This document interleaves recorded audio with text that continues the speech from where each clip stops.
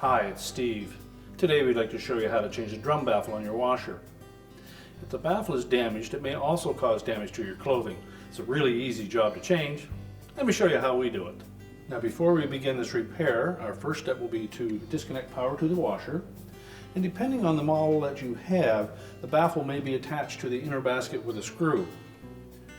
Now to determine if there is a screw holding it in place, we'll begin by removing the main top and look for a hose into the outside tub and open that up there. So we'll start by taking the main top off. So we'll remove these 3 screws across the back of that main top.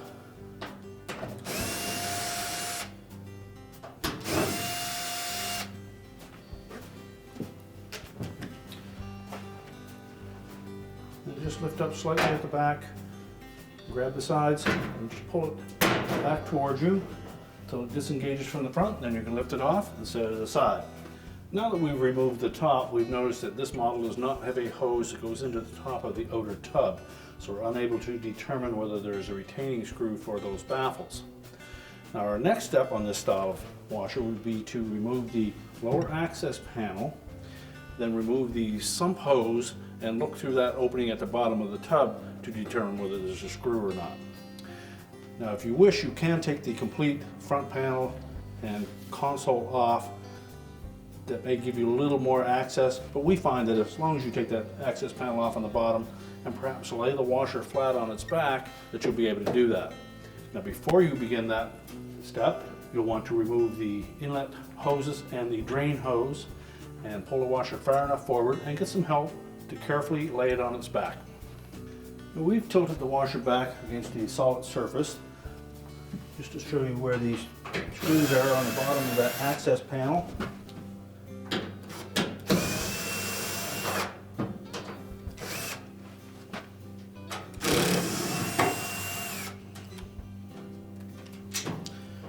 Once you've removed all 3 screws, just lower that panel and set it aside.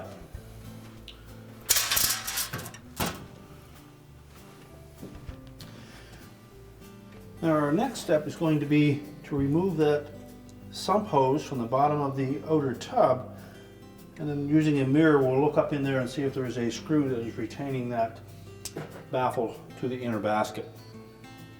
Now with that lower access panel removed, you can now see the drain pump and the sump hose where it attaches to the outer tub. We're going to loosen this clamp and remove that hose and look up through that opening to see the bottom of the baffle where it mounts to the inner basket. Now there will be water in this hose, so you may wish to drain that first by opening this button trap. Just unscrew it counterclockwise and have a container there to catch that water. Now we've laid this washer on its back, so you'll need to do this with it standing up or be prepared to catch the water as it comes out of that hose. So take a large pair of locking pliers, squeeze that clamp, and then just work that hose off of the outer tub.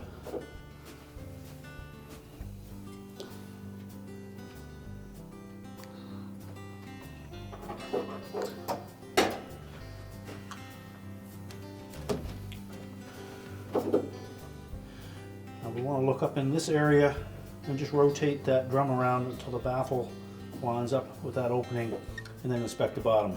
Now you will need a small mirror to be able to view that, but you can determine whether there's a screw holding it in place. So we've elected to remove the pump just to give us more room to access that sump opening. It's very easy to remove this pump. There's a little rubber bumper that holds the pump mount in place on the base. Viewed from the bottom, we're simply going to push up on that rubber mount, or you can access it from the top side if your washer is still standing upright and just lift it up. And that will allow the pump to slide to the right. And you can lift it through that opening. Now next, we'll remove that hose just to give us a little more room.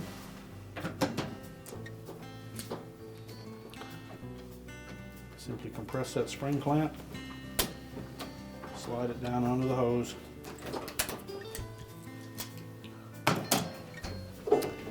Drop the hose down into the bottom of the washer, and you can tuck the pump up into the side.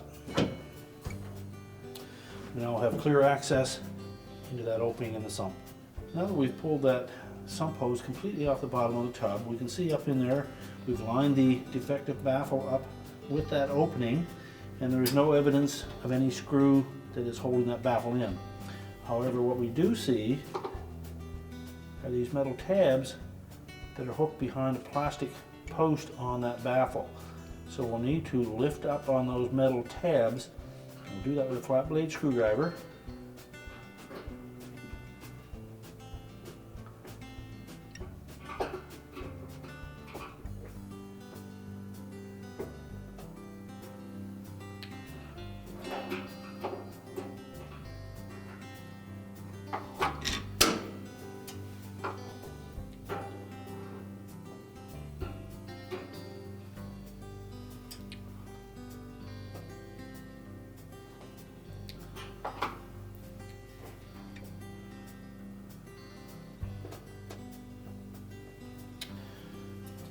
There's one, and next we'll need to lift the separate one beside it.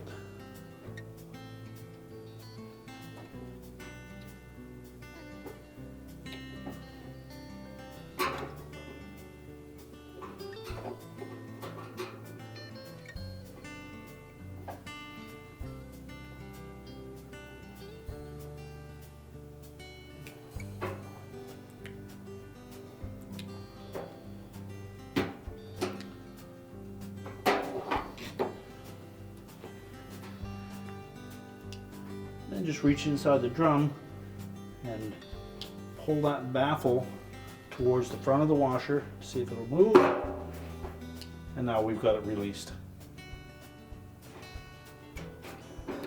And lift it away. We've removed our defective baffle, and this is where those two tabs attach it or keep it from sliding in the inner basket. Now you take note on the new baffle and the old one as well that there is a longer distance between a hole and one edge. And that longer distance will go towards the back of the drum. Now our first step will be to lift up on these tabs.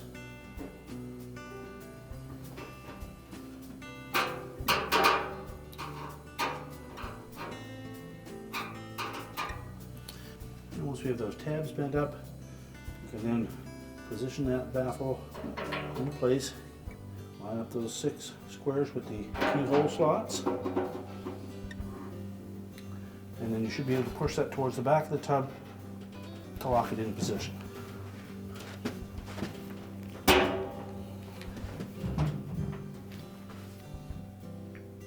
And now we can put the washer back together. So just line up these locating pins at the openings on the bottom of the front panel.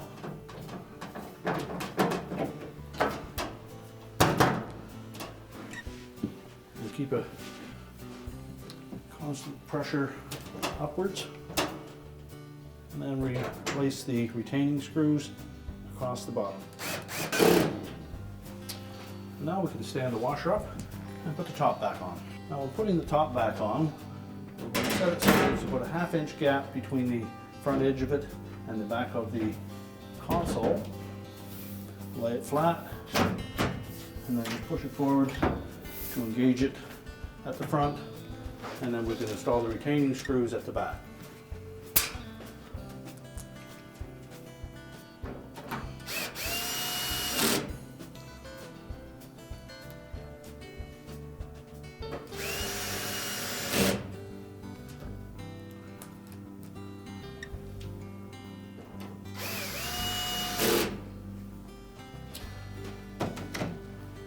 Now we can push the washer back into place and reconnect the supply hoses. We're now ready to reconnect the power, and our repair is complete.